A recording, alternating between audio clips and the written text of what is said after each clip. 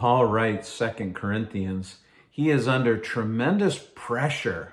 There's been an infiltration into the church of false teachers and people who are trying to do him harm. Of course, they're motivated by and inspired by Satan, who would love to see the work of Christ destroyed, who would love to see the gospel suppressed.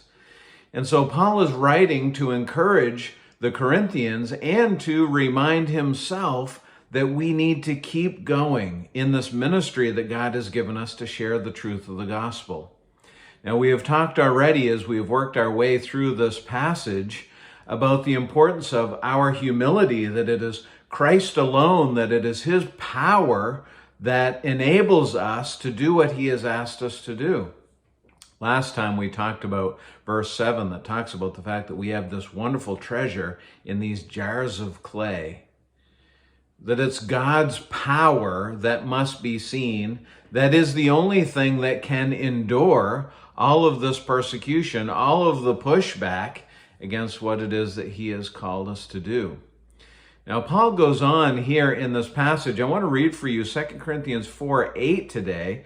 And he says this, we are afflicted in every way, but not crushed, perplexed, but not driven to despair. Now, remember again our overall theme of perseverance, to keep going.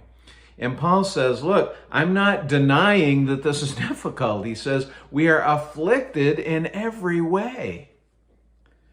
There are those who are against us. The word afflicted actually carries with it the idea of being confined in a tight space.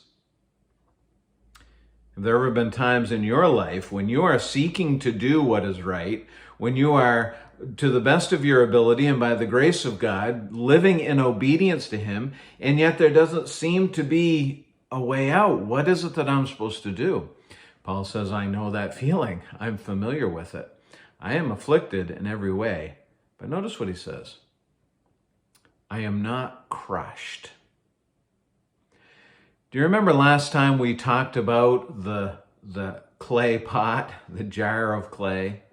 Fragile, humble.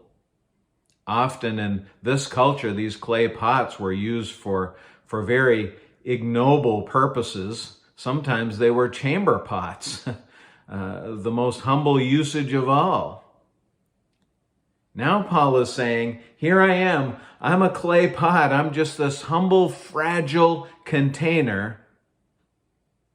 But what is he containing? He's containing the surpassing power of God. And so what does he say? I'm afflicted. I'm afflicted in every way, but I'm not crushed. Do you know what can change the strength of a humble clay pot? What it contains. Yes, if it has refuse in it, you can hold it out and drop it on a floor and it will shatter into a million pieces. But what if you filled that clay pot with concrete? Wouldn't break then, would it? That's what Paul is saying. I'm afflicted. I have all this pressure. There is so much against me, but I am not crushed.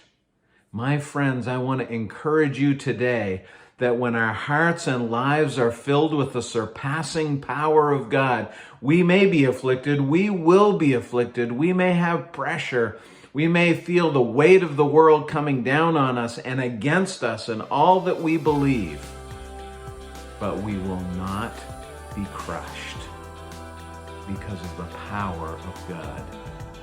Can I encourage you today to keep going despite the affliction?